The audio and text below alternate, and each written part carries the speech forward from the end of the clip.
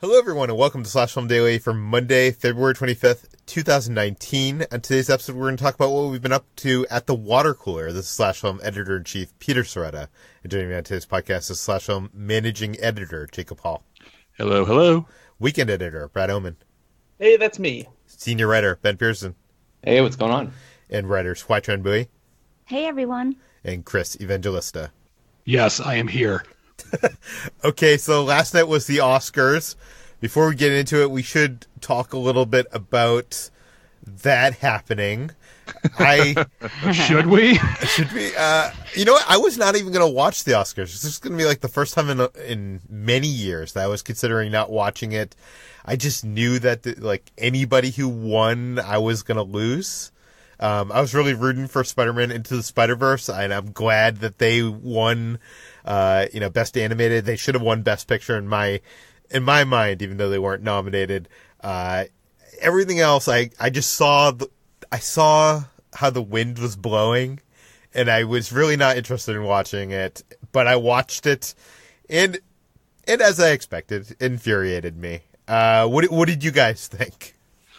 We actually wrote an entire article about our best and worst moments from the show that we'll link in the show notes. Yeah, I just want to start real quickly by saying that not having a host helped the show. For all the disastrous award crap, all the people who did not deserve the win winning, which can't be helped by the producers who were actually running the broadcast, the show itself flew by. There was no needless montages, no dumb skits. Even though it went over a little over 3 hours, it felt paced better than maybe any show in a decade. What do you guys think, for those of you who watch it? Am I crazy for thinking that show flew? It breezed by. I think that every year, actually not just every year, I think every single award show should have no host.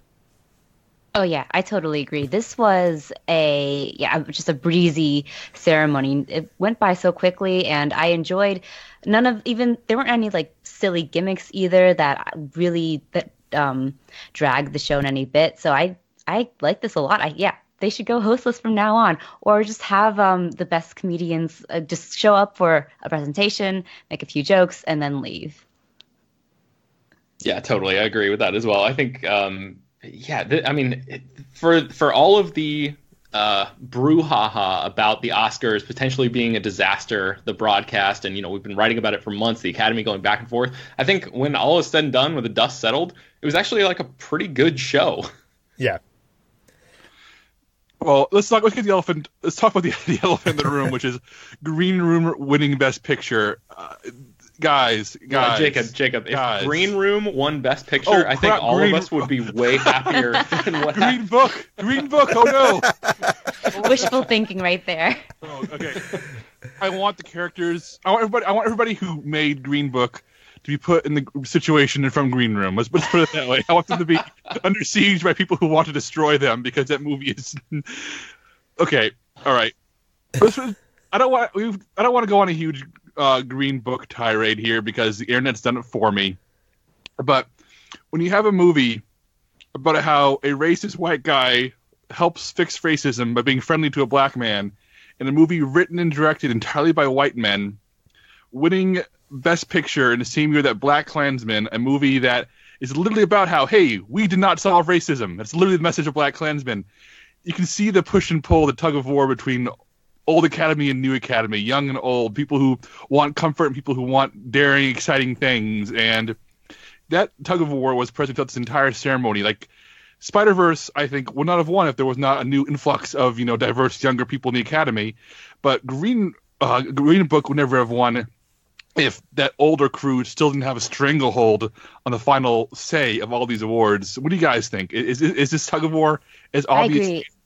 Yeah, I agree. I think this is a turning point. I think that after Oscars So White happened last year, and the Academy introduced a whole bunch of new representation. That was a few years ago. Yeah, a few years ago.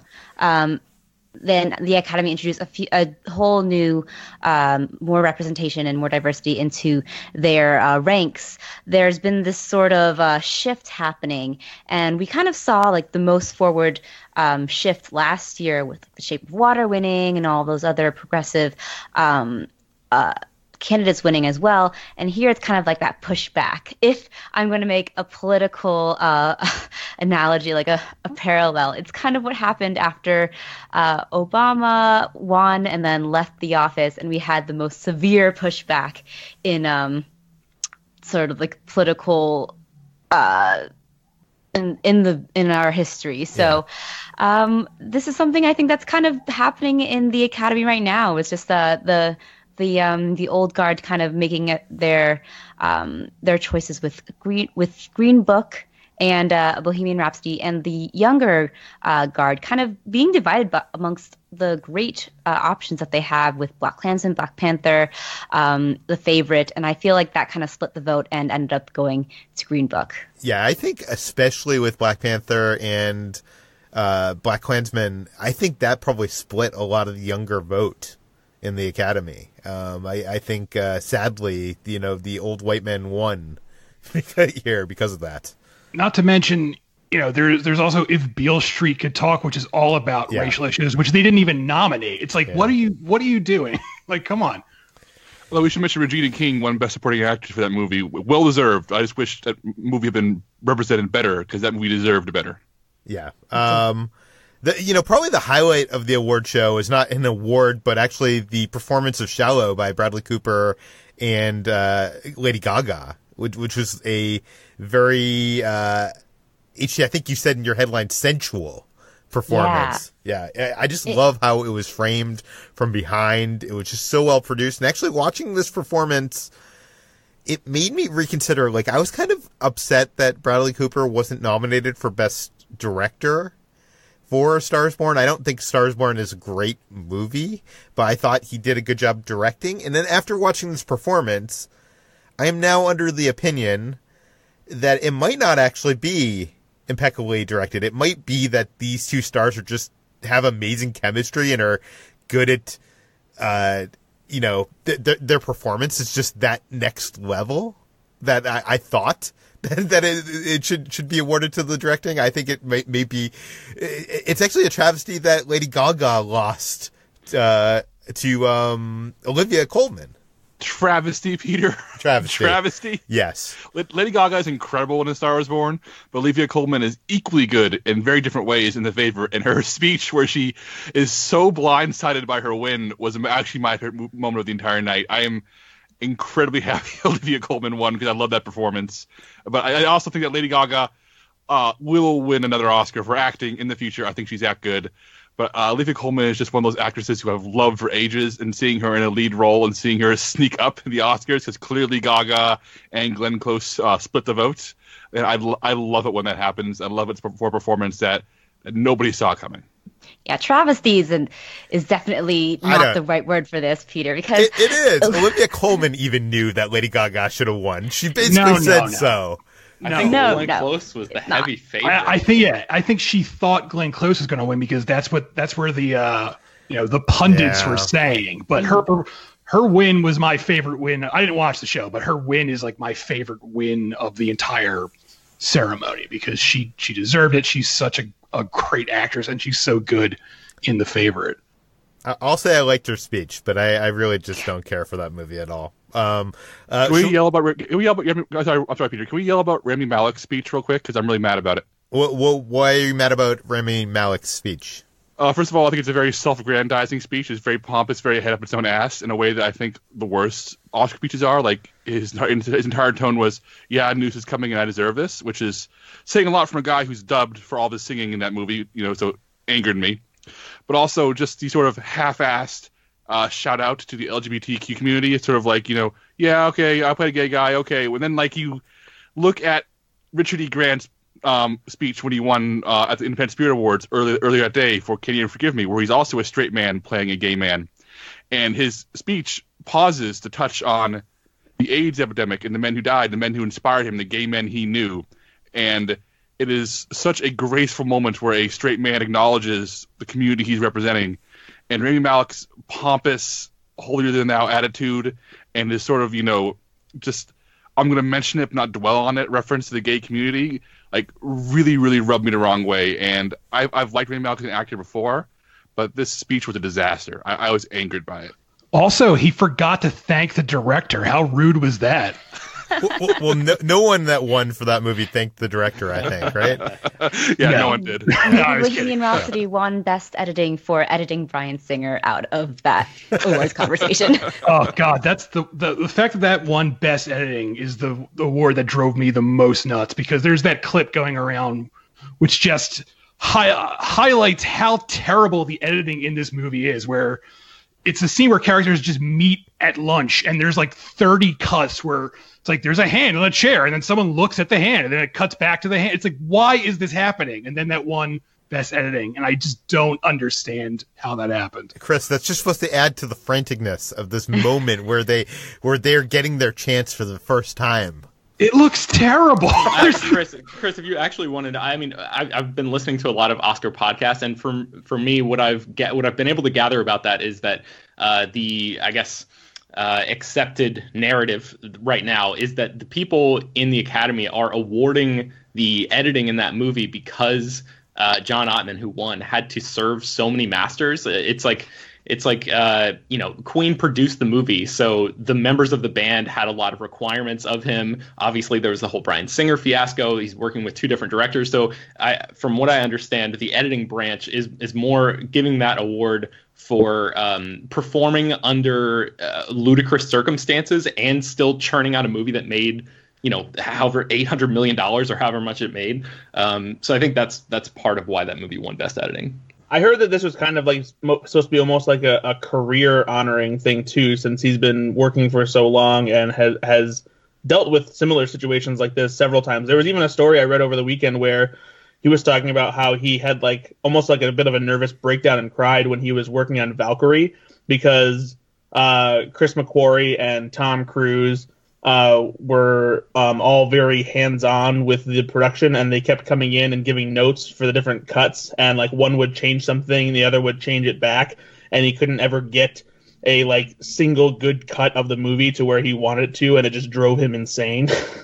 Yeah, I feel like editors are very sympathetic to that kind of thing, so maybe that's where that came from. And then everybody else, producers will reward movies that make a lot of money at the box office because it's good for Hollywood overall. So maybe a combination of all those things. You know what's not good for Hollywood? Not understanding what good sound mixing and sound editing is. Because I'll tell you this, it's nowhere to be seen in Bohemian Rhapsody, because they didn't deserve either of those awards either. I mean, I can't believe Roma got snubbed for sound mixing. I don't know. I think the one that got snubbed for both of those is actually First Man, and I'm not a huge fan of that movie, but like those scenes that are in like the actual space shuttles, like I don't know. I think that is what like that is like the demo I want. Like, if I had an amazing sound system, that those scenes are the scenes I would show to show off my sound system. Yeah, and it's like everyone just assumes that because a movie has, extensive music and that kind of thing, they're like, oh, well, the sound must be the best part of this movie. You don't, no. Yeah. Does anybody have anything else to add about the Oscars? I'm glad they're over. Let's never talk of them again. It was really cool to see Phil Lord and Chris Miller holding Oscars. I'll take that away from this show. Yeah, for sure. Okay, let's move into the actual water cooler proper. Let's start off with what we've been doing. This past week, I went to 2 press days. I interviewed Kevin Feige for Captain Marvel.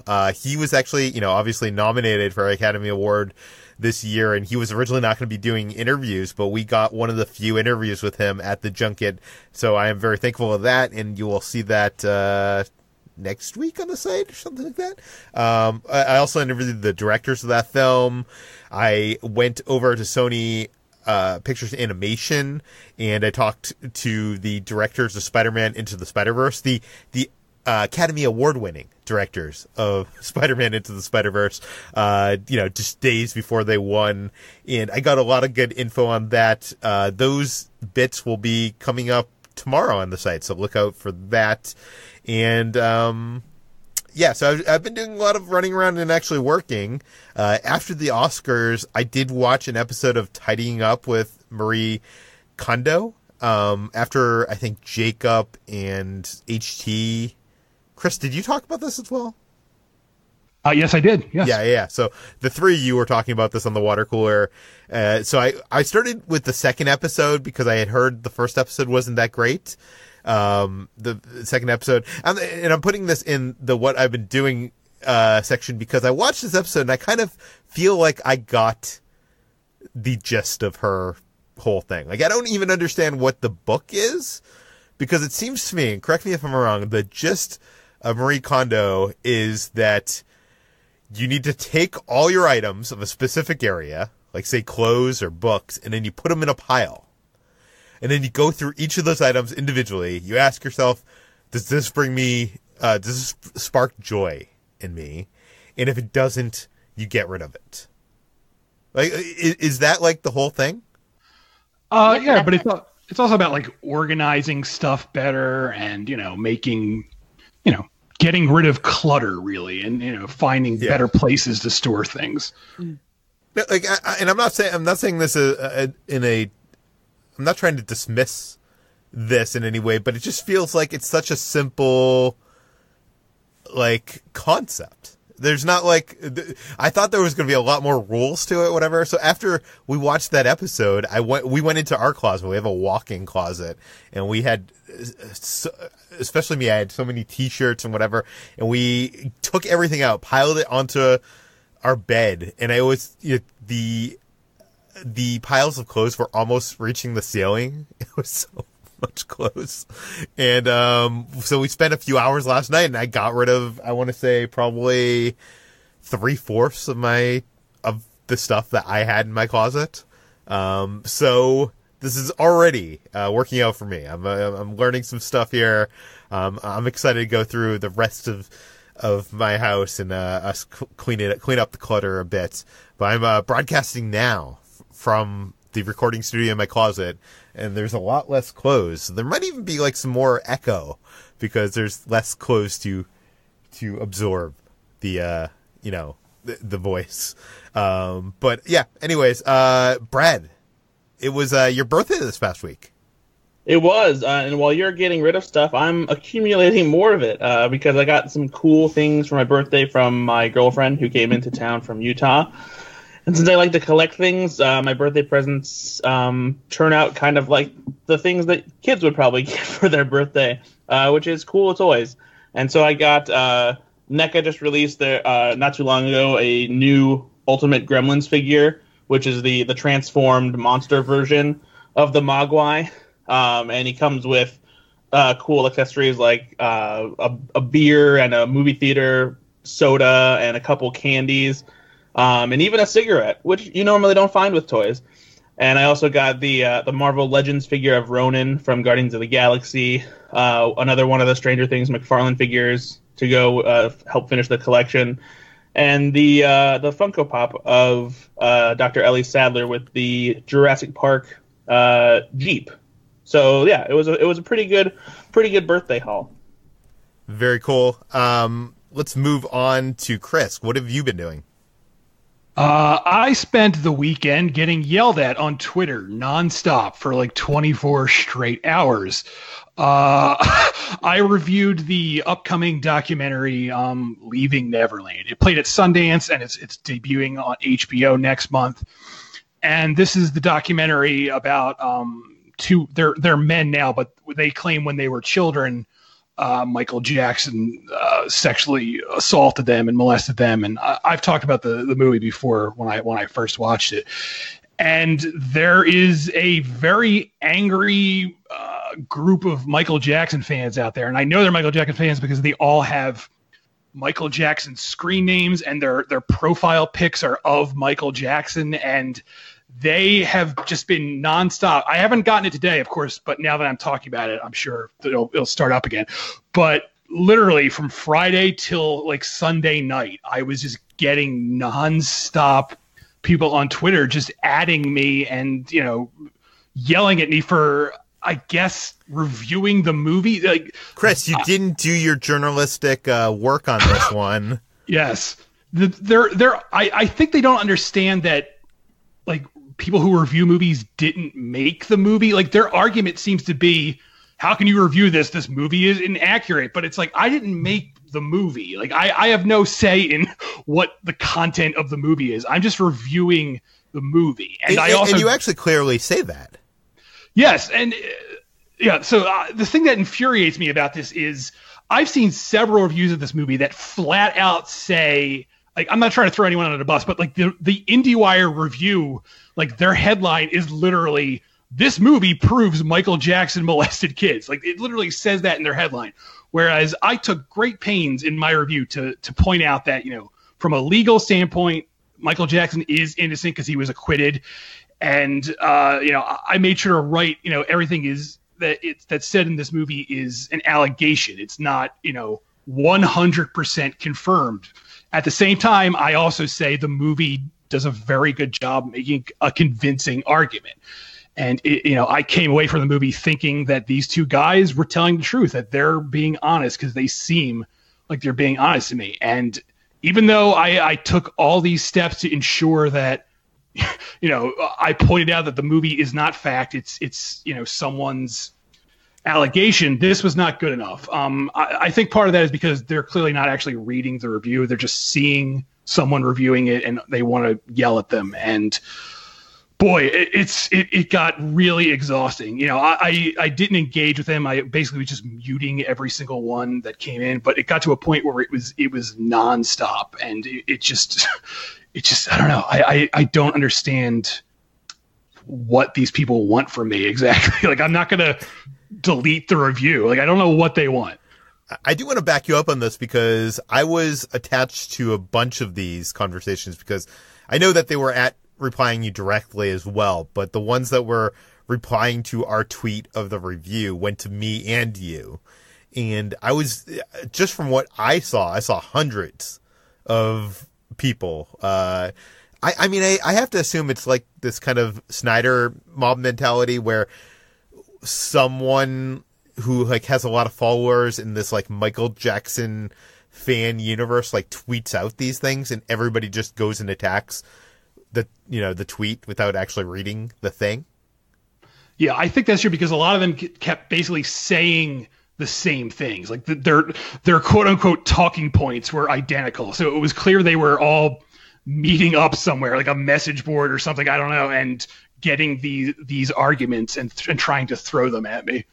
The most surprising thing for me is that there's such a rabid fan base still for Michael Jackson at this point. Like, I know a lot of people like Michael Jackson and like his music, but like if you see these tweets, it seems like he's just as popular as like, the big pop acts of this day. Like, it seems like he still is demanding like these huge diehard fans. It's kind of crazy. Yeah, I don't, I even said this before, but I like a lot of Michael Jackson music, but it's weird. These people are like obsessed with him. Like I said, they literally have his picture as their like profile pic, and that's just very weird to me. Like, I don't know what they're doing. See, now that you say this, Chris, I am drawing a line between this and, the fans of the Snyderverse. They often have a picture of Snyder as their Twitter avatar.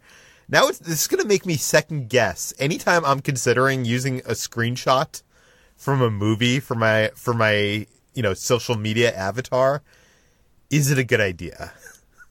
I guess it depends on if your comments back it up or not. Like, if you just have someone else's picture and you never talk about that person, I think it's okay. But these people, like I said, they even have screen name. Like their screen names are MJ Innocent 1989. It's like, oh my God, like, just stop, let it go.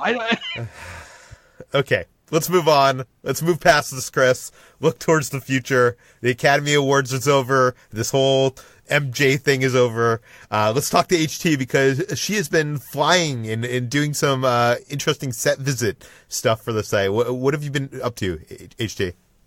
Yes, I flew to Portland last week to visit Laika's studio, where they are finishing up production for Missing Link, the new stop-motion animated film, which stars Hugh Jackman, Zach Galifianakis.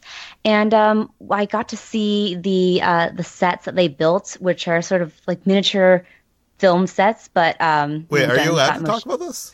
I am not talking about the full details, but they only set. Yeah, they allowed us to take pictures and send out pictures, so it's not quite on a very strict embargo.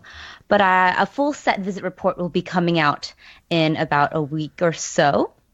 So look forward to that. And it was exciting to see that. I'm a big fan of Laika since Coraline, so it was really cool to see just like how they make a movie and and the work and the technology that they put into it. So look forward to that when it comes out. And then my mom came to visit me in New York this weekend to celebrate my birthday, which is actually tomorrow. So thank you to everyone who's wishing me happy birthday on Instagram. It's not actually happened yet. My birthday's tomorrow, and I'm turning 27. Yay!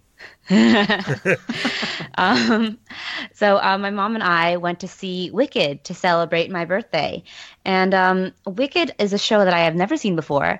I've actually read the book a while ago. It was like, I don't know, 10 years ago when I first read the book by Gregory Maguire, so I don't remember much of it. But I was surprised by how different the musical was and how I much more enjoyed it than I did the book, which is a very sort of gritty, very just kind of button-pushing story, as opposed to what we get with the musical, which is much more crowd-pleasing and universal and generally just more enjoyable. So, because I remember, like, in the book, there was, I think it starts off with, like, a donkey show, and Elphaba. Yeah, like, the name is, like, a tribute to the author of Wizard of Oz, Elphaba, yes. Yeah. What's his name? L. Frank Baum. L. Frank Baum. Yeah, L. Frank Baum. Yeah. So Elphaba was actually a product of rape in the book too. Ooh. So there's a lot of less tasteful things happening in the book than in the show, and like I think they hit a lot of the same narrative beats. But I enjoyed the show so much. The songs were so good, and just like the performance was amazing. I'm so happy I went to see it finally, and I'm sure that with like many people who see Wicked, I'll be eager to see it again. So I really enjoyed that, and I had a lot of fun with my mom and just kind of seeing Wicked and going to lots of great restaurants, which I'll talk about later in anticipation of my birthday. And how great is Jackie Burns, the person who plays the Wicked Witch? Like, her voice is just insane, I think. Yeah, she's amazing. I absolutely was. Oh, well, actually, I got an understudy for. Oh, you got an understudy, okay. Yeah, for Elphaba. But I did see the regular for Glinda. She's great as well. Yeah, but they were both so good. Like, they all both hit the high notes and like everything, and it was just like so impressive and honestly like chilling to watch. Yeah, I just love how theatrical some of the stuff is, like the dragon above the stage, and the Wizard of Oz is like this gigantic like puppeteered head thing. Yeah, I really enjoyed the effects of it, although I was confused about the dragon. I don't know what purpose it had in the play other than to be a really cool set piece. And I was like, I don't really understand why there's a huge dragon on the top of the stage and then you take pictures of the dragon at the end. But I really enjoyed that part despite it not really making sense. And I had a great time with it. I think you're right. I think it's just to get photos of something other than an empty stage at the end. And then it makes people be like, ooh, there's a cool like steampunky robotic dragon. We got to go see this. So, okay, Ben, what have you been up to? Well, I finally upgraded to a 4K TV after years of sort of having it in the back of my mind, but not really being interested enough to pull the trigger. My wife and I both bought, I think it was like, this was before we were together. This was in like 2008, 2009.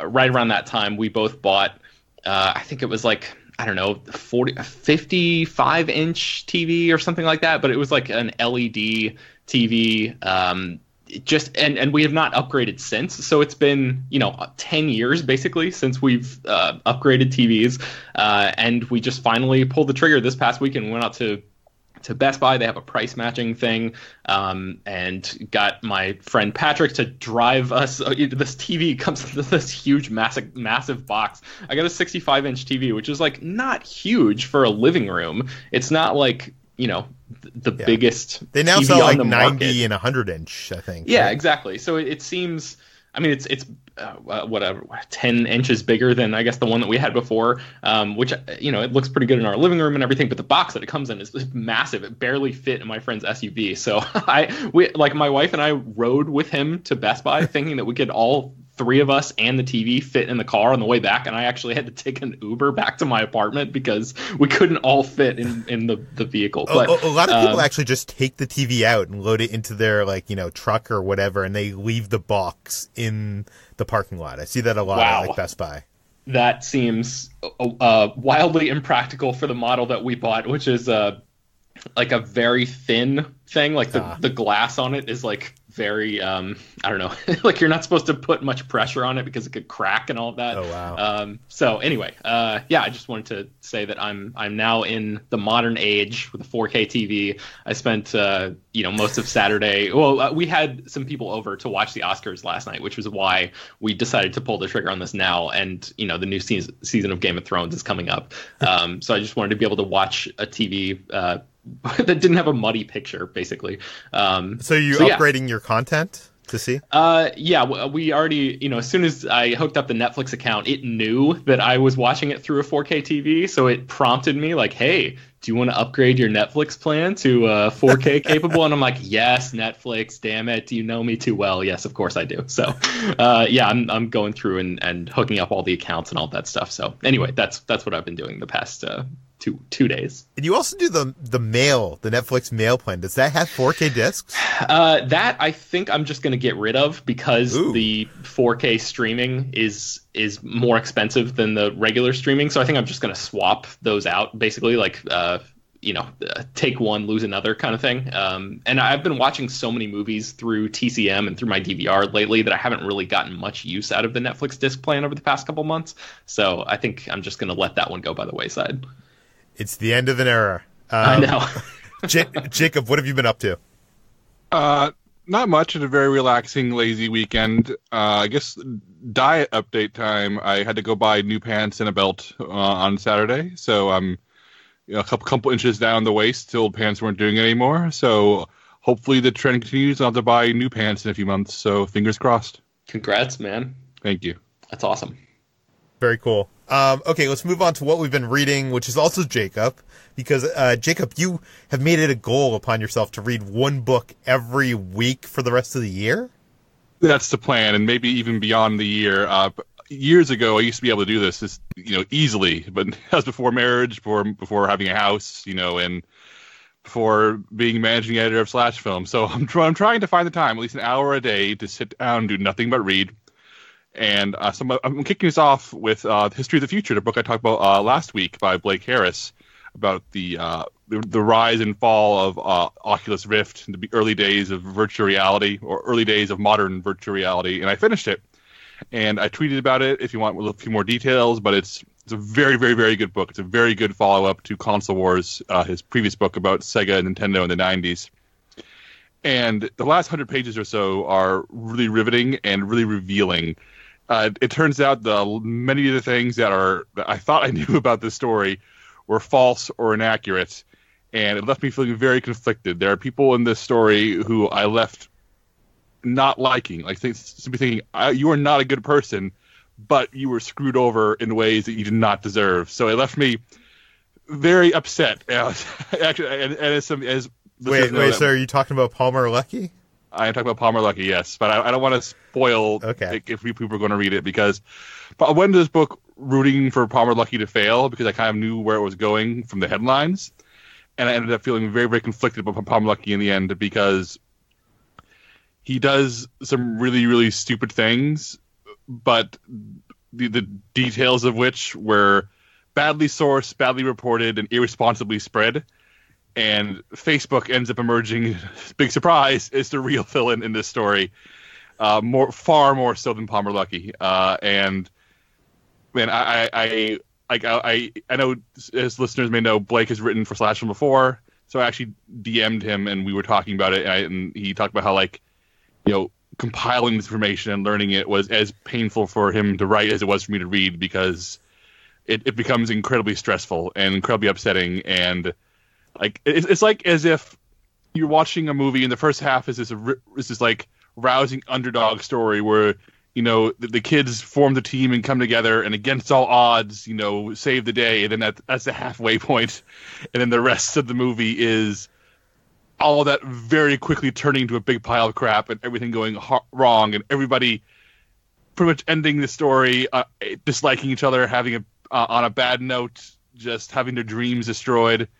It's a rough thing, and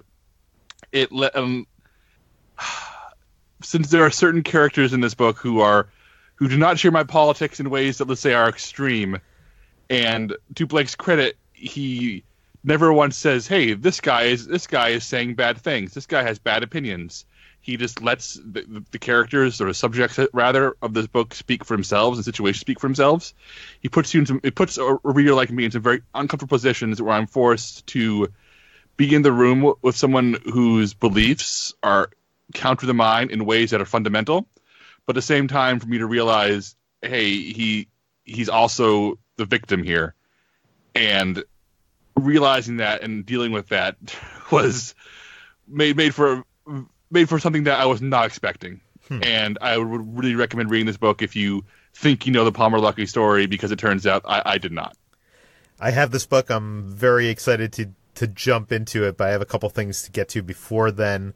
But you're already halfway through another book as well? Yeah, I finished History of the Future on Friday, and I started Lovecraft Country by Matt Ruff on Saturday. And this is a book that I picked it up because Jordan Peele is adapting it for HBO. At least he picked up the rights to make an HBO series. Yeah, I think this was on our most anticipated TV shows of the year. Yeah, I believe it was. And this book is really, really good so far. I guess a little more than halfway through it.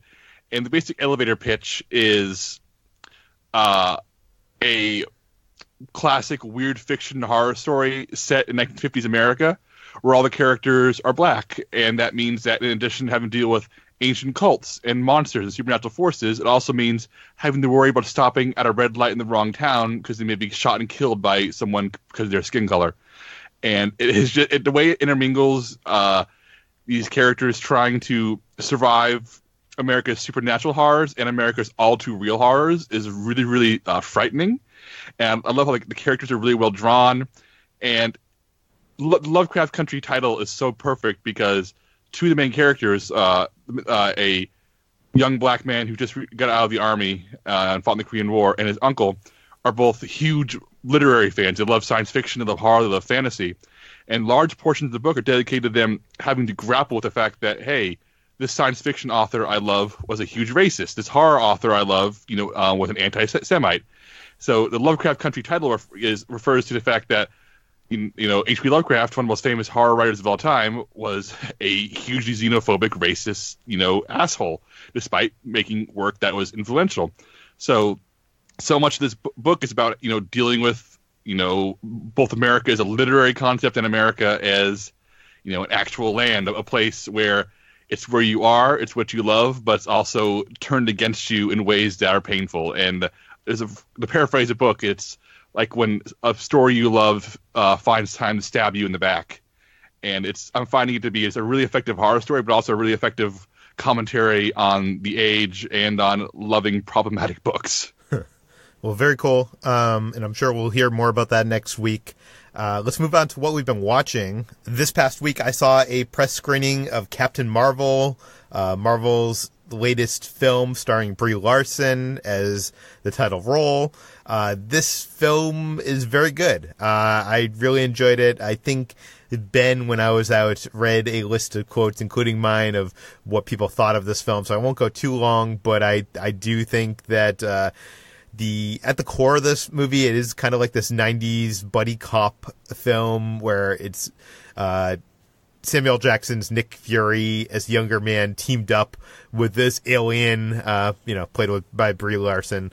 And I think that's very good. The chemistry between Brie Larson and Lashonda Lynch is incredible. I actually think Lashonda Lynch might have the best performance from a female in any of the Marvel films, which I know are probably people that love Black Panther are probably cringing at me now. But I think she brings so much heart to this film.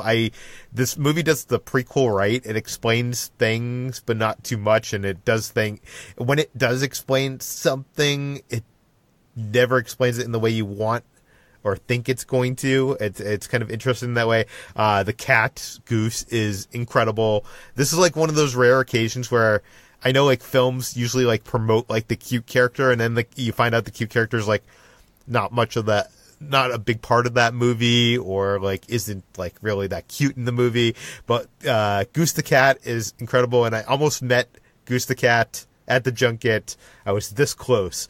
Ben Mendelsohn is my favorite part of this movie. He's plays this villain who we interviewed. We played an interview from him on my set visit report that we played on this podcast earlier. If you heard that and you heard how on one he was there, that is him for this entire movie. It's a lot of fun. Has some great tribute to Stan Lee. I'm not going to spoil anything else here, but go see it. I will say that while a lot of the buzz for this movie is high, a bunch of the people I talked to outside of the film, critics that saw this film, were not as high on it. Most saying it's kind of like a mid-tier Marvel movie. So, take from that what you will. I really enjoyed it. That's Captain Marvel, and that's coming out next week, I think. I finished watching season 1 of The Umbrella Academy, which I talked about last week on the podcast. This is the Netflix TV series based on the comic book. I think last week I said that Klaus was the weakest link of the show, and it's become apparent to me that I was wrong. The weakest link of the show is Mary J. Blige, who is not a great actress, and her role was kind of meaningless in this film, or in this series. What I do love about the show, especially in this later half, is the use of time travel, and I don't think that's a spoiler because in the first episode they established that one of the characters' abilities is time travel. But the way it plays with time travel is kind of fun. It does occur to me that the show is kind of like a combination of two different things. And sometimes it feels like it's so clever and smart and weird and elevated. It's almost like, I guess, Legion, which I didn't finish. So, I mean, I guess it's probably not a compliment, but I'm trying to compliment it. Like it feels like a better superhero TV series. And then at other times it feels like the CW version of that. Which I know people love those CW shows, but it does feel like you feel like the budget and you feel like the actors might not be of the range that you would like for what they're trying to accomplish. The show does have incredible production design with they built this mansion and they built this donut shop, but outside of that, it seems like between those two locations and every episode has 2 or 3 huge songs, huge mega songs, and it seems like all the budget went to those 3 things. Sometimes I will say that the score for this show is incredible. After watching it, I looked it up, and the guy that did the score for Umbrella Academy is Jeff Russo, who is the guy responsible for the incredible score in the Fargo series, and yeah, so he is, I think, growing on me, becoming one of my favorite television composers of this time. I just want to point out that we actually premiered a track from the soundtrack earlier this month from Jeff Russo's from the soundtrack release, and we'll put a link to that in the show note if you want a sample of the soundtrack. Very cool. I'm the last person on Earth to see Bird Box. I'm assuming everybody here saw it, right? I haven't. Oh, okay, so I'm not the last person. I'm just the last man on Earth who saw Bird Box. Okay, this film is the Netflix original. It stars Sandra Bullock as a pregnant woman in a world where an unseen force is causing people around the world to commit suicide. It's a very high concept idea, and the execution, I think, is much better than, say, M. Night Shyamalan's The Happening, which I guess isn't a high bar. But some of the ideas are super interesting, but ridiculous the more you think about them. But I think if you were just willing to go along for the ride and enjoy them in the moment and not get caught up of the, nitpicking the logistics of what's going on there, there's fun to be had here. For instance, there's a sequence where they run out of food and they need to make a run to the grocery store and to get more rations, and they decide to black out all the windows of the car and go based on the GPS and proximity sensor of the car alone. Like, that idea, putting the camera in the car while, these people are driving down the street, you don't know what's outside, what's going to happen. Like, that idea is very cool, even though if you think about it, it doesn't make much sense. The movie is framed in this way that it cross-cuts between two different times. It cross-cuts from when the kind of outbreaks begin to happen, and it cuts to into the future when she has the kids. I think this is the thing I hated about this movie the most, is because it's doing this, it kind of takes a lot of the tension out, and you kind of know where certain characters are going to end up. And I think for a variety of narrative reasons, I just wish that they stuck to a more linear story. I think the progression of how the monster is betrayed kind of betrays the premise and feels weird in the later part of the film. John Malkovich is great. He's always great when he's like a gigantic asshole. And I for some reason didn't know Rosa Salazar was in this. She just had that big role in Battle Angel. She's kind of wasted in this. But I think obviously this film is being compared a lot against A Quiet Place, which I think is a shame. I wish this film had come out years apart from that. I think this movie is a much better film than people are giving it credit for. But, A Quiet Place is a lot better. I think the difference comes in the direction of the film, and but I do think it's a little bit better than I think film Twitter is giving it credit for, at least. Also, I watched this documentary that I had no idea it existed, but it was just kind of like in one of those journeys through the tiles on Netflix. I came across this documentary called Behind the Curve. And this is a documentary that was made last year, 2018. It's about flat earthers.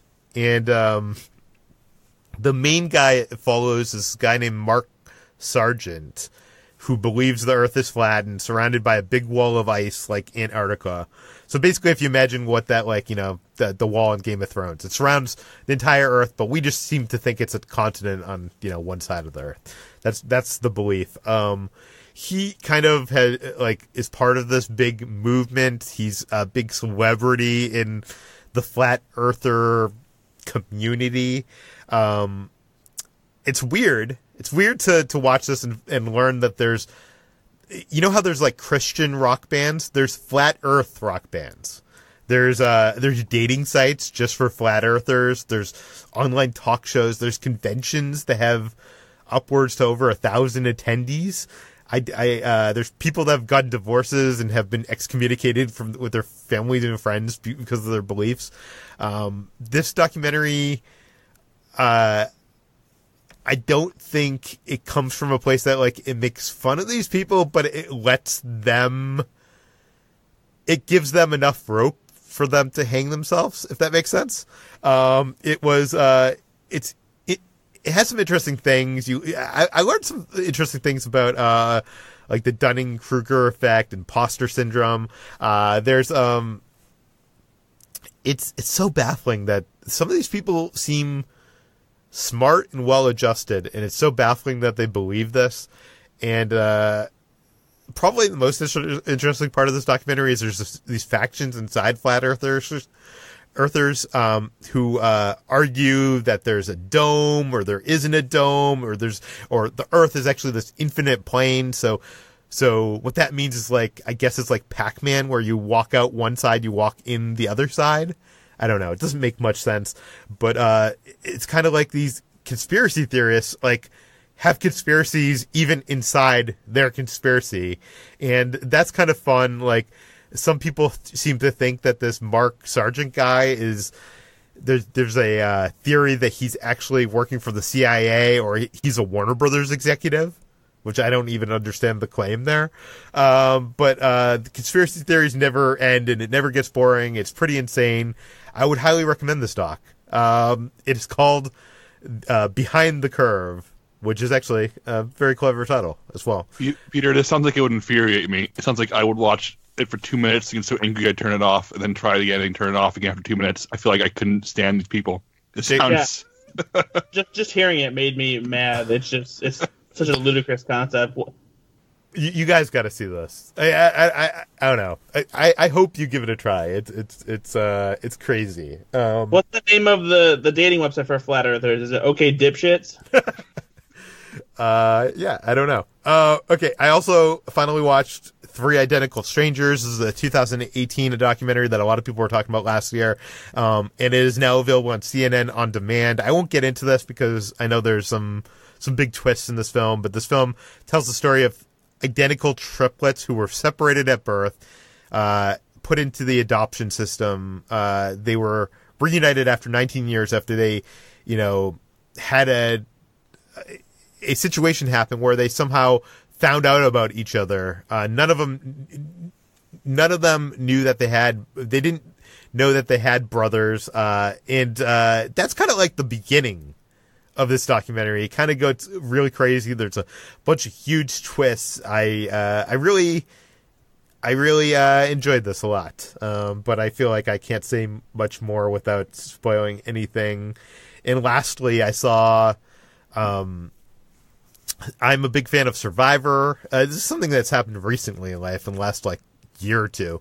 I've become a big fan of Survivor. I think I talked about it in the past on the podcast, binge watching through previous seasons of Survivor. This latest season just started this past week. It's called Survivor Edge of Extinction, which is just one word away from being a Transformers sequel, but it brings back some of my favorites from the show, Aubrey, Joe, and Wentworth, and it has mostly a new cast, and it puts them on an island, and there's a new twist in the game where the person who gets voted off at the end of the episode has some way of getting back in the game. It's not really explored of what that is yet, because that's kind of a twist that's revealed at the end of that episode, but I'm excited, and I do a fantasy Survivor league with my friends, and I am right now number 4, or I'm last place, so we'll see. I won last season, so maybe I will have the luck again this season. Jacob, what have you been watching? It only took me 5 months or so, but I finally got around to watching BoJack Horseman season 5 on Netflix, and this is a shame for me because I've said before, and I'll say it again, this is the best original show Netflix makes. It is emotionally the most satisfying. It makes me cry a lot, makes me laugh a lot. For a show about cartoon animals living in Hollywood, it sure does push every single button. And season 5 manages to be funnier and sadder than ever before. I just love these characters so much. I love where they've grown, the journeys they're on. I love how ambitious and experimental this show gets. It's not afraid to really push what animation can do in really bizarre directions, while also restraining itself. There's an episode this season where the entire episode is a single monologue from a character addressing the crowd during a eulogy at a funeral, and it's just literally just Will Arnett speaking for 25 minutes. That should be boring, especially for animation, but it's not. It's just this it's kind of remarkable, assured filmmaking, writing, and acting that we associate with the best dramas and best comedies, but it's about a talking horse, and it's a Hollywood satire that also is about, depression and addiction and, people coming to terms with who they are and trying to better themselves. I know we had a review of this from Chris. Chris, you thought you liked the season, right? Oh, I loved it. I think this might be even the best season. That one episode you're talking about, the funeral one, blew my mind when I first saw it, because I was like, oh, they haven't cut away. Are they ever going to leave this funeral? And as it goes on, you realize they're not going to leave this one shot, and it's pretty amazing. Yeah, so BoJack is still the best Netflix show. Season 1 is pretty good, but then season 2 is where it really starts finding its voice. So if you need something to binge, 30-minute episodes, go for it. It has my recommendation still. I also started watching Russian Doll. I'm halfway through the season. I'm really liking it. I'll check back next week when I finish it. I think everybody else here has really said enough about it. But yeah, I'll echo the sentiments. Russian Doll is very good, very funny, very odd, and does really clever things with the whole time loop concept. And finally, I'm going to talk about some trash TV for a second, and I'm talking about bottom of the barrel trash TV. After the Oscars, my wife and I are looking for something to watch to decompress after being bummed out by Green Book. And we landed on TLC, and we started watching Dr. Pimple Popper on TLC. This is the TV version of the very popular YouTube channel that follows a dermatologist as she deals with people's very disgusting skin problems. And I've seen it before, and I'm not going to lie, if it pops up another afternoon while I'm not doing anything, I may watch it again. It is top-tier trash. It is just this very attractive female doctor who's very, very into her job and seems very, very excited by people's skin conditions. And it's very bloody, very pussy, and it's full of all kinds of grotesque nonsense. And it has this sort of veil of, look at her help people, look at the medicine, look at the process of being a dermatologist who's has to make sure that she takes care of these issues with all the professional care you'd expect. But ultimately the show is really about, ew, look at these bumps, look at what comes out of them. And it's really, really addicting. I hate that I watched it, and I hate that I'll keep watching it. And I want to know if anybody else has ever watched this nightmare. I've seen some of the YouTube videos. I don't know how I stumbled upon it. I think there was one I saw where she was popping this pimple out of this guy's head, and it was like the size of a small tumor. It was disgusting. Jacob, I just can't. I don't understand why would you want to watch this? It's kind of satisfying. I've only seen the YouTube videos as well. I haven't watched the show, but I think that my mom's been watching it. But I don't know. There's something about it that's almost therapeutic, like watching all this stuff like ooze out of it. Like it feels cleansing in some way, even though you're looking at some of the most disgusting things ever. Crazy. Okay, let's move on to Chris. Let's is there any way we can cleanse ourselves from this pimple popping, Chris?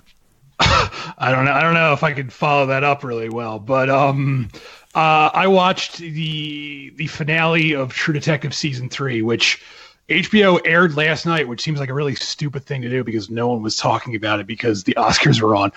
But without giving away spoilers, I liked this season. It's definitely an improvement over season 2, which I don't think is as bad as people said it was, but it's not good either. This season is a lot more like the first season, down to the point where it's almost trying to recreate everything that made the first season really good. But the acting is great, and I actually really liked this conclusion. It was it got weirdly emotional, which I wasn't expecting. So I liked it. If you're on the fence about going back to True Detective after season 2, now that season 3 is done, I'd recommend catching up with it. Very cool. Okay, HT, what have you been watching? On the flight to Portland last week, I caught a few movies on the plane. And as you know, I sometimes like to watch movies on the plane that I wouldn't pay for. And Bohemian Rhapsody is that perfect plane movie. Because I didn't feel guilty about putting money to a film that Bryan Singer directed. And also, this was a movie that didn't really demand my attention. It's definitely a film that is the most insipid version of a music biopic. It's just I won't go into it because we just had a whole Oscar conversation. I thought that it was messily edited. The performance by Rami Malek I actually thought was fine for the most part. I am a Rami fan because of Mr. Robot, and I think he did try in this film. Oh, come on. He did better than try. He has a good performance in a okay movie. Yeah. I mean, I don't think he was bad by any means. I do think that a lot of his performance was done by his giant fake teeth. But I don't think it was the best actor deserving performance, but yeah, I'm not as harsh on it as other people. I do think he was fine. But yeah, the film was very messy, very uninspired, just kind of all over the place in terms of like editing and directing, which makes sense. And yeah, I saw it. It was a movie. I also got to see Can You Ever Forgive Me, which is not usually a movie I like to see on a plane, but I haven't been able to catch it, and it's not really anywhere on streaming, so I jumped at the chance to watch it. And the plane version is kind of disappointingly censored quite a bit, and that really irked me, but it didn't take away from how phenomenal this film is. It was a nice palate cleanser after Bohemian Rhapsody, actually. And Can You Ever Forgive Me it's just such a great drama about Lee Israel, played by Melissa McCarthy, who is a sort of failed, washed-up author who takes to forging literary celebrity letters to sell and make a profit off of. And Melissa McCarthy gives this prickly, unsympathetic, but surprisingly endearing performance as Lee Israel, something that I've never really seen her done before. She has so much depth and so much soul in this performance. And Richard E. Grant, too, is just amazing. I think Jacob talked about that final line that he has in one of our best movie moments discussion, and that line really hit me hard. He is just incredible in this role, and I think that this movie too, despite having like a lot of it being about like these performances, I think it is more than just a showcase for these two great actors. It's just a great film that I think would have possibly made my top 10 of 2018 if I'd seen it in time. I really enjoyed it, and I really loved it. I think that director of the film, Mariel Heller. Yes, Mariel Heller. But was definitely snubbed for a Best Director nod. She did such a great job with this film. So, Can You Ever Forgive Me? I highly recommend if you can catch it. It's so good. Watch it not on a plane, because it was kind of laughably censored in some places. So I also got to see How to Train Your Dragon: The Hidden World, which I reviewed for the site. I'm a massive fan of the How to Train Your Dragon animated series. I think it's one of the best animated franchises ever, not just in modern decades. And the third film was a perfect ending to this franchise. It was bittersweet, lovely, affecting. The movie itself had some flaws. I think that it pulled away from the focus of Hiccup and Toothless a little more than I would have liked, to try to kind of close up some threads with all the other colorful characters who are enjoyable, but kind of take away a little bit from the central storyline that we have between Hiccup and Toothless, who are, this a typical boy and his dog type story, but so much more than that. They're just so deeply bonded, and they have such a great, strong relationship that is the backbone of the series, and gives you this wonderfully almost like mature relationship that you rarely see in animated films, and like this kind of brings that to an end, and in a way that isn't quite as heart-wrenching as I expected, but it is sort of softly tragic in a way that like life is, like in a realistic and bittersweet way. And I like that they depicted that in this fantasy world, and yet were able to kind of ground it in the way that How to Train Your Dragon has always been kind of grounded, despite being a little kooky, a little funny, and kind of screwball in a lot of senses, but still being able to maintain that emotional core to it. And How to Train Your Dragon 3 was definitely the perfect encapsulation of that. Yeah, and Ben also saw this. He not only saw this, but he rewatched both of the prior two films. Ben, what did you think? I did, yeah, leading into my press screening of this movie, and I think HT summed up my thoughts very, very well, actually. I agree with almost everything she said there. I think I wish there was more of a focus on Hiccup and Toothless, especially because they are like the primary characters throughout this whole thing, and I feel like they were sidelined a little bit in this final entry, maybe in favor of Toothless and the Night Fury, the Light Fury, the mating scenes, like that you've probably seen in the trailers for this movie. I feel like they leaned on that a little bit too heavily, and tried to get a little bit too cute with some of that stuff. And Peter, I was listening to the interview that you did with Dean DeBlois. I'm not sure how you. DeBlois, yes, the director of this, and on a recent episode of the podcast, and he was talking basically about how they sort of backed their way into this third movie by figuring out where they wanted to end it. Like they wanted to end it with, I'm trying to decide. I guess I won't say, just in case that would be counted as a spoiler. But they wanted to end it in a certain way and sort of like crafted the movie to lead to that point. And having heard that, I now have a little bit more of an appreciation for The Hidden World, because honestly, I didn't really care for it as much as, well, the first movie is just really terrific, and I'll talk about that in just a second. But I think this third one is like about as good as they could do, and I wish they would have focused a little bit more on Hiccup and Toothless. But yes, it's a gorgeous movie, and the themes and everything are really resonant and spectacularly realized. I just wish they would have stuck the landing a little bit better. But yes, at least understanding how they were boxed into it gives me a little bit more appreciation for what they had to do there. Yeah. Also, if you haven't yet, if you've seen this movie and haven't listened to that interview, you should check it out, because there is a whole part where he talks about how the second movie was going to be completely different. And I honestly wish we had gotten that movie instead. What was your experience rewatching the first and second movies? Like, I feel like I enjoyed the second movie when I saw it in theaters, but it's not very memorable in my mind.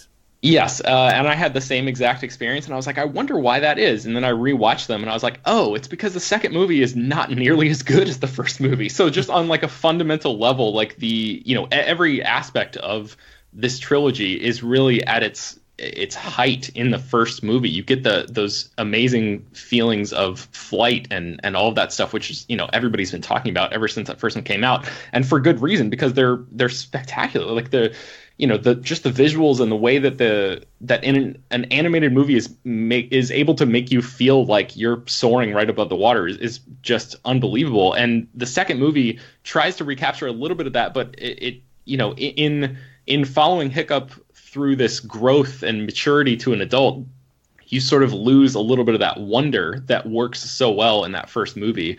The villains in the entire trilogy are pretty subpar, especially the second movie, and then even more so in the third movie. I think I just could not have cared. They're just sort of like they're kind of a rehash. Yeah, they're like perfunctory villains. And Peter, I totally agree with you. Listen, everybody should go listen. If you're a fan of this franchise, listen to that interview, because the way that he laid it out of like what they were originally going to do sounds like that is absolutely what this should have been. But I guess I understand why they couldn't have made the relationship between Hiccup and his mother why they couldn't have gone that direction, because audiences could have revolted. Like younger crowds might not have appreciated the tack there, even though it would have made for like a more resonant trilogy as a whole, and one that wouldn't rely on these sort of stock villains that don't really add much.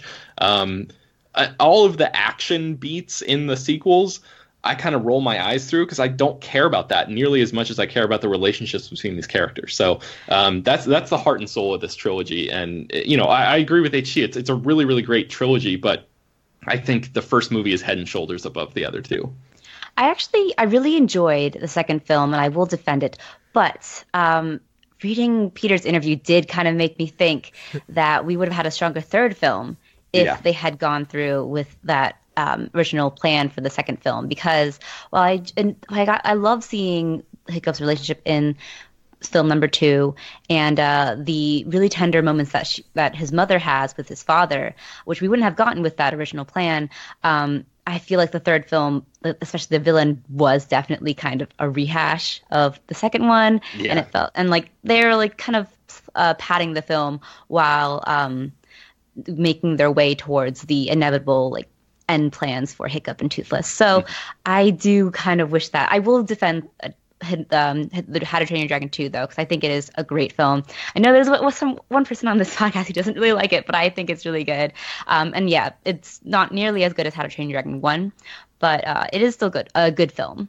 I think the thing that bugs me about it the most is it uses the movie trope that I hate the most, and skip ahead 30 seconds if you don't want to hear what How to Train Your Dragon 2 does. But basically, it does the thing where like the bad guy gets control of the good guy and has him do his doings for him. So that's the thing I kind of don't like about it. But I want to go revisit it because I remember enjoying it. I remember it having this very like Empire Strikes Back feeling to it, especially with like those like fire swords and some of the hero's journey mythical storytelling that it does. The visuals are great, and they're it's a huge step up in between all of these movies in terms of like the look of it. The water looks incredible, all the effects and everything, like the physical look of the movie and what they're able to do. Obviously, with technology growing as much as it has in the past decade, you would expect it to look that good, but it's really jaw dropping some of the shots that they were able to capture across this trilogy. Yeah, I want to note that Roger Deakins consulted as a visual consultant for all three of these films, and it really adds a tactile feel to the camera work and the way that everything is framed in all of these films. And I think that it gets just more and more stunning with each film. Yeah. And Ichi, you finally got to see some of Haunting of Hill House? Yeah.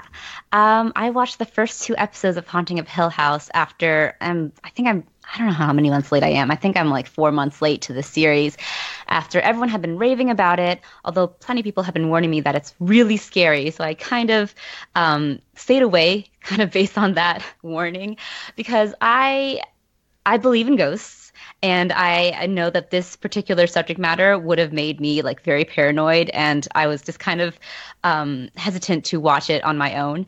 But with my mom in town, I decided to watch it with her. And we watched the first 2 episodes, and it's very good. I really enjoy the sort of parallels of the apparitions, the ghosts, and grief, and that interplay in this story thus far. I can kind of see where it's going, and I don't really know exactly where. I'm trying to stay away from spoilers, but it's immensely well paced. The dread is excellent. I didn't get nightmares from this series, which I thought I would. So I'm very happy with that. I really like it. I can't wait to finish it at some point. I can't promise that I'll finish it right away, but I'm going to try. Wait, so how is that going to work? Because your mom, I assume, is back home. So I can watch it on my own now. I'm an adult. Okay. Brad, what have you been watching this week? Honestly, because I've been so busy since the last water cooler with my girlfriend in town, I haven't really watched anything new. We watched some of season 9 of The Office because she's been watching it for the first time over the past couple months, so that's something that happened. But we haven't had time to go to the movies, even though we had intended to, and we haven't watched anything at home, with the exception of the Oscars. There's been a lot of plans with family and friends and whatnot.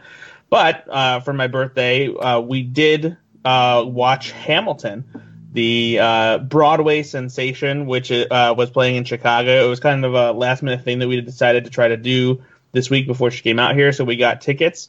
The tickets we got were what are called limited view, but honestly, the seats that we had were not bad. The only thing is that they were in the mezzanine, and so the balcony overhead hung a little bit lower, so we couldn't see like the smallest part of the second level of the stage. So we only missed like a couple little moments that didn't take away from the show whatsoever, which was absolutely spectacular.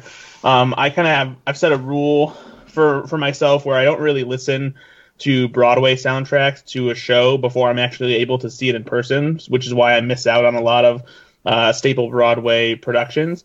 And Hamilton, I've heard bits and pieces here and there simply because there have been live performances on various award shows, and it was kind of hard to stay away from when Hamilton was at like the height of its popularity. But even then, I maybe only heard a few minutes from the soundtrack, and it was just so fun. I was in awe of how fast paced it was and how incredible the writing was and how amazing the performers were as far as delivering the fast paced raps that were written for it. Everyone was fantastic. I think my favorite bit from the show was the introduction of George Washington. The actor who played him was phenomenal, and I love the song Right Hand Man.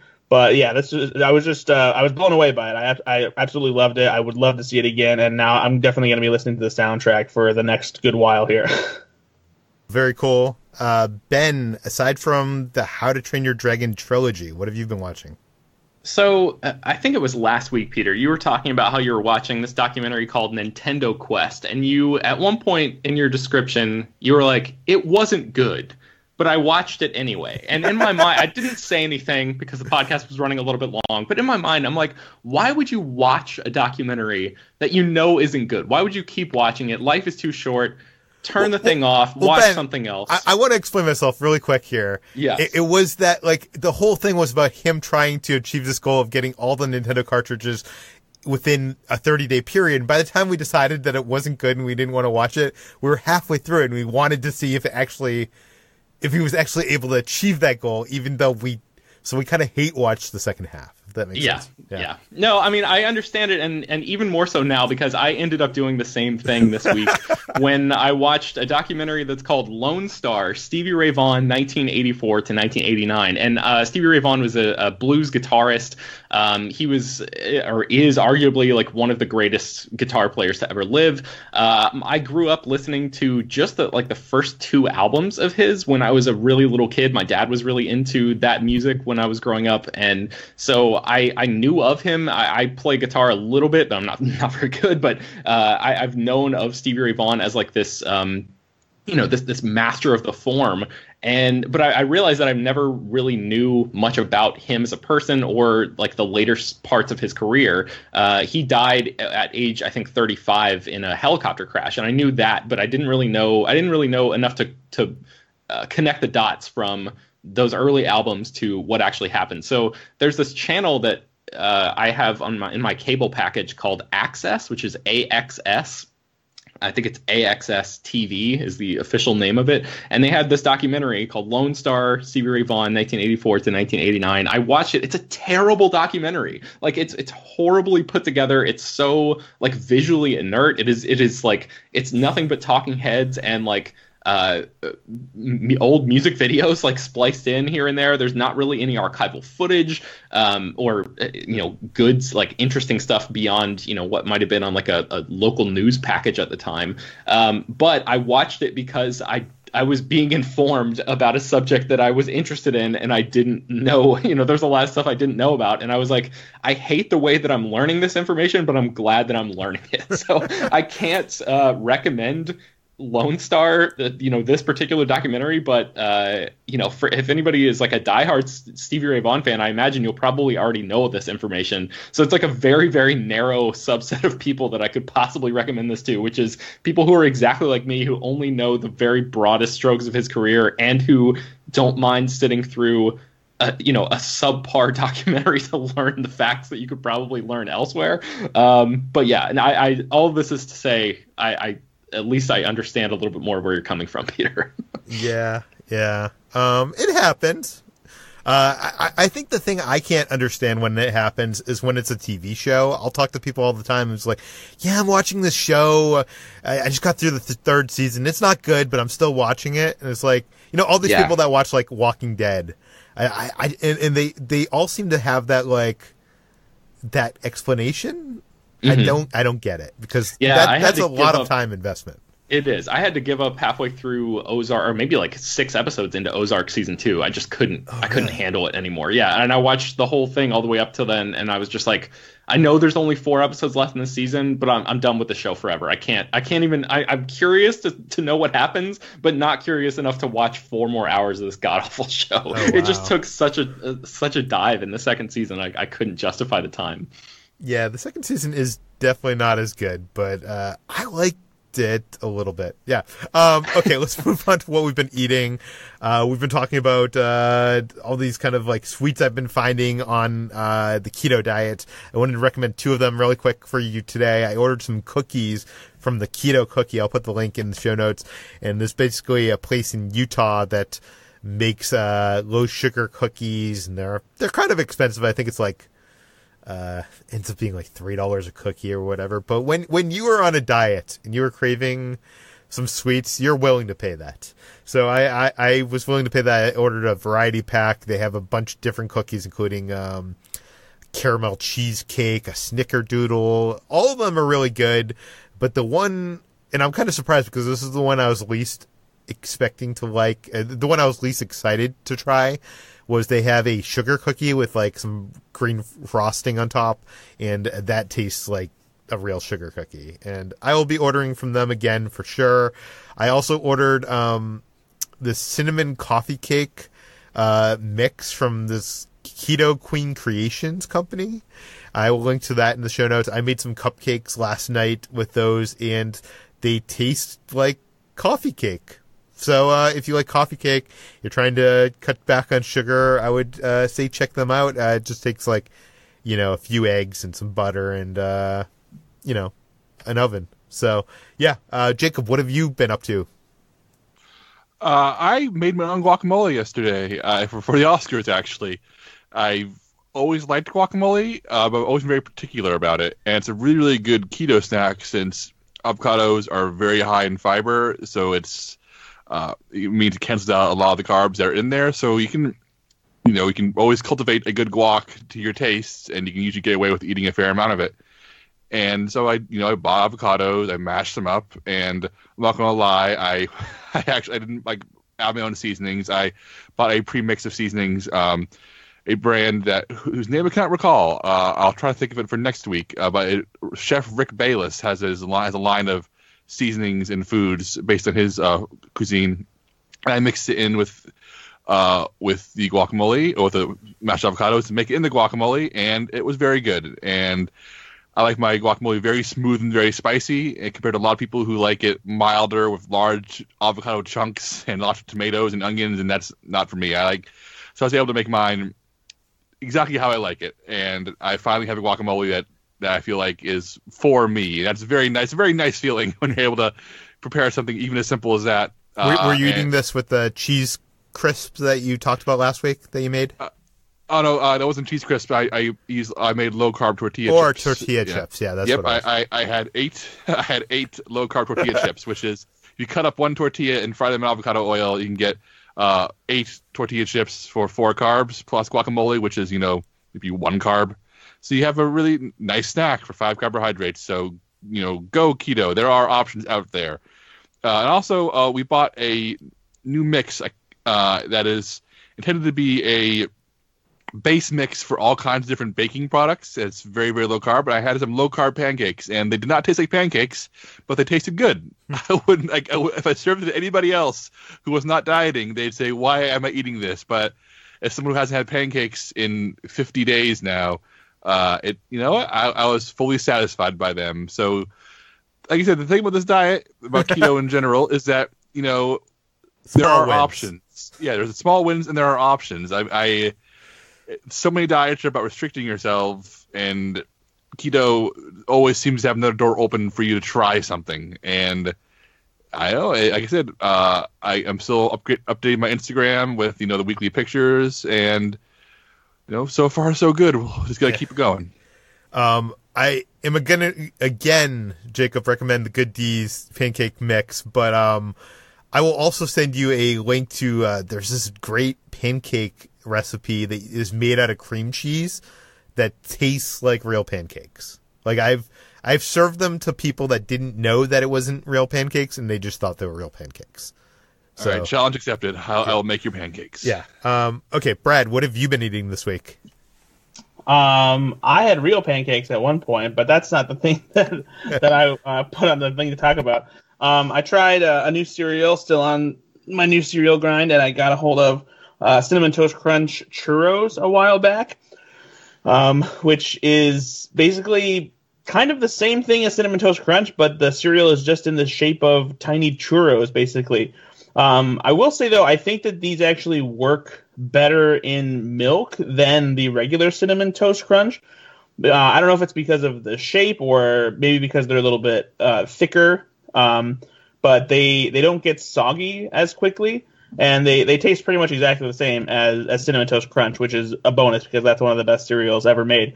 But I think the shape works pretty well as far as keeping your cereal crunchy for a little bit longer. Otherwise, it's not really anything to write home about if you already like Cinnamon Toast Crunch. So if you get a chance to try them, and like you're somebody who sometimes forgets that you have cereal in your milk, then maybe these might help you out. Since it's Easter, there's also a lot of new candy on the shelves, and I happened to stumble upon Starburst Jelly Beans Duos, which are basically the jelly bean version of these new Starbursts that have two flavors, one outer flavor and one inner flavor. And I haven't actually seen the real Starburst version of these Duos flavors, but I saw these jelly beans, so I was like, oh, I'll try those. And they're probably some of the best jelly beans that I've ever had. I'm kind of picky about jelly beans, but these have cool flavors. It has Grapeade, Tropical Cherry Splash, Raisin Watermelon, Strappleberry, Peachapalooza, and Banana Berry Blast. And they're all pretty good. The combination of flavors makes for a nice fruit mix. And yeah, like I said, some of the best jelly beans that I've had as far as Easter candy is concerned. And then I also finally stumbled upon white chocolate Snickers, which is something that I have seen has been around for a little while, but I hadn't found it yet. And I happened to catch it at a store recently. And even though I enjoyed white chocolate Twix a while back, I wasn't super impressed with the white chocolate Snickers. I don't think that the white chocolate blends very well with the traditional Snickers ingredients, the nougats and the peanut butter not peanut butter, but caramel and nuts. So I didn't like it as much as like a white chocolate Twix or a white chocolate peanut butter cup or anything like that. So it's okay. I guess maybe if you like white chocolate more than milk chocolate, then you might enjoy it. But it wasn't something that I liked as much as other white chocolate variants on the candy bars that I enjoy. Okay, cool. And HT, for your birthday, you got to eat at some really good restaurants? Yeah, my mom is a bit of a foodie, so she took me to 2 restaurants that have a Michelin star each. The first was Boulay at Home, which had a tasting menu, which means that you had like 5 courses, but each course was just like a small plate.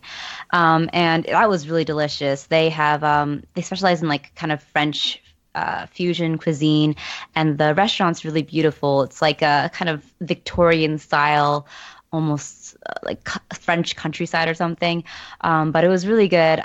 My favorite from that was probably like the oyster dish, which was delicious. I'm a big fan of oysters. And this really delicious mushroom and what was it? It wasn't duck. Oh, it was like a porcini mushrooms dish that was so good. Oh, it was like, yeah, porcini mushrooms. And then we also went to this restaurant called Gabriel Cruther, which was kind of expensive, so we ended up just eating at the bar. And we had delicious what was the soup that we had? It was like a potato. Oh man, I'm forgetting what I actually ate. But it was good. We had it was delicious. We had like a beef tartare, and then for dessert we had beignets, and that had like this special maple syrup that you like drizzle on top with like ice cream, and it was so good. And I had a lot of good times eating at these restaurants, which Boulay at Home I think is in like the Flatiron District, and Gabriel Cruther is in Bryant Park near Times Square. Very cool. And we have one last section. We have what we've been playing, and Jacob's the only one that's been playing and reading this week. What have you been playing? As I talked about last week, I started playing XCOM 2 again, the alien fighting strategy game. And after a week of very long nights of me ignoring my wife and family obligations, I beat XCOM 2 again, and will now put it away for hopefully another few years. Fingers crossed I won't get bitten by the bug again. But if you're one of those people who played the base game, did not play the DLC and the expansion stuff when that came out, this game is worth revisiting. The expansion changes it drastically. It's almost a whole new game. You have to really rethink how you tackle everything, and they've added so much. And can't remember if it's $20 or $30 for the DLC, but it's worth every penny. It makes the game longer, harder, more complex, gives you a lot more options. XCOM 2, still a great game. Can't speak for the console version, but the version on PC is just I love it to death. Well, that brings us to the end of today's water cooler episode of Slash Film Daily. You can find more of all of our work at slashfilm.com. You can find this podcast published every weekday on iTunes, Google, Overcast, Spotify, all the popular podcast apps. Please feel free to send us your feedback, questions, comments, concerns, or life advice to peter@slashfilm.com. And please go to our iTunes page, give us a 5-star rating, say some nice words, tell your friends, spread the word, and we'll see you tomorrow. Hey, Peter. Yes, Jacob? I have the book. I have the book ready. Is there a section for jokes on Academy Awards? Or insults? Let me check. Let's get the Gargantuan Book of Insults, Offense, and Effrontery by Louis A. Safian. It must have an award section. I don't know. The problem with this book is that I don't think there's like a table of contents.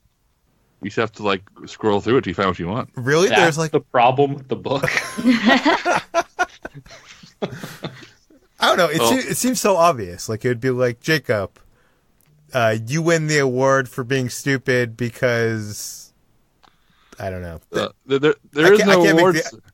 There's no awards? There's no award section, but however, I did open it up to the husbands section. And at least some of us here are husbands. Like, HG, you're a husband, right? Yeah, obviously. Well, you're underfed, undernourished, and overwifed. Brad, you're a husband, right? Oh yeah, totally. Well, you weren't born meek. You married her and got that way. Oof. Wow. These are sexist. Yeah. Well, Peter, you're a husband, right? Sure.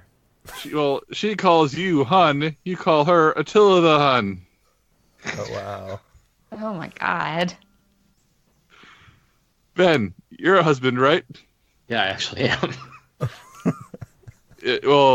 You sleep like such a dead one. She's already collected on your life insurance. Man, these should be in like an episode of Home Improvement or something. Let's see. Who am I missing? Oh, Chris, you're a husband, right? Yes. She asked you for $5, and you demanded, "What did you do with the $5 I gave you yesterday?" Serial number B6485291F. What? I don't understand the end part. I guess he's like so stringent with the money that like he knew exactly what $5 he gave her. I feel like, man, jokes are so much better when you have to explain them, Brad.